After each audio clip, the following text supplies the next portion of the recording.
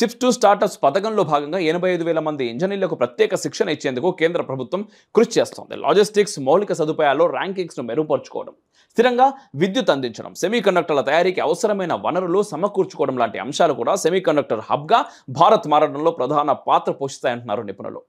సాఫ్ట్వేర్లో మొదటి వరుసలో ఉండే భారత్లో హార్డ్వేర్ పరిశ్రమలు అంతగా కనిపించవు. అయితే ఈ పరిమితిని గుర్తించిన భారత ప్రభుత్వం దీన్ని అధిగమించేందుకు ప్రయత్నాలు మొదలుపెట్టింది. ప్రస్తుతం చాలా రాయితీలను చిప్ల తయారీ సరఫరా గొలుసులో అన్ని దశలకు ఇస్తా ఉన్నారు. దీనికి బదులుగా భారత్ ఏ దశలో నిలదొక్కుకోగలదో అక్కడ ప్రోత్సాహకాలు ఇవ్వాలి. ఉదాహరణకు ఇంజనీర్ల ట్రైనింగ్ స్కూల్స్లో పెట్టుబడులు పెట్టొచ్చు, లేదా సెమీకండక్టర్ ఏటీపీ డిజైన్లను లక్ష్యంగా చేసుకోవచ్చు. నేడు భారత సెమీకండక్టర్ భవిష్యత్తు కీలక మలుపులో ఉన్నది. ఇదివరకు కూడా కొన్నిసార్లు దీనికి ఊతమిచ్చేందుకు ప్రయత్నాలు జరిగినాయి, కానీ అవేమీ సఫలం కాలేదు. చాలా ఆలస్యం, అనిశ్చితి, తర్వాత పటిష్టమైన విధానాలతో సరైన దిశగానే తొలి అడుగులు పడినాయి. ఇందుకు విక్రమ్ 3201 ఆవిష్కరణని ఉదాహరణగా చెప్పాలి. ఇంకా ముందుకు భారత్ వెళ్ళాలి. దానికి ఎవరు నిలబడాలి? మనమందరం నిలబడాలి. జై హింద్, మేరా భారత్ మహాన్.